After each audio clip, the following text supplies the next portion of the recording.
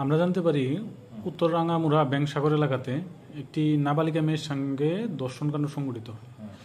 ওই ব্যাপারে একটু যদি আপনি খুলে বলেন। আমাদের কাছে এই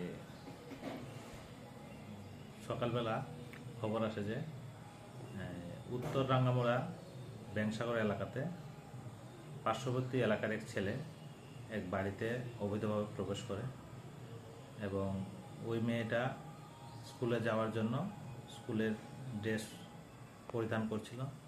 তখন এই সুযোগ নিয়ে ওই ছেলেটা ওর বাড়িতে ঢুকে এবং ওর সাথে জোর জবরদস্তি করে এবং তাকে শারীরিক সম্পর্ক করে এবং তাকে ঘরের মধ্যে ধর্ষণ করে।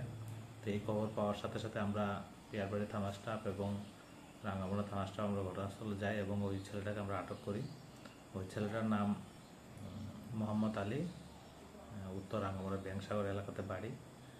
তো ওকে আমরা আটক করে থানাতে নিয়ে আসি এবং এই ব্যাপারে আমরা সাথে সাথে একটি ধর্ষণ এবং পক্সো আমরা একটি মামলা নিই এবং ওই মেয়েটাকে এবং মেয়ের গার্জিয়ানকে আমরা কোর্টের জবানবন্দি রেকর্ড করাই এবং আজকে ওকে আমরা কোর্টে প্রেরণ করি।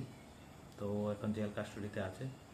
তবে আমরা এই ঘটনাটাকে অতি শীঘ্রই আমরা চার্জশিট দেব এবং আইনের যা যা ব্যবস্থাপনা আছে আমরা এটা করব, করে অতি শীঘ্রই আমরা এটাকে বিচারের আওতায় নিয়ে আসবো। ধন্যবাদ। Subscribe to Tripura Info and press the bell icon so that you never miss any latest updates and news on Tripura.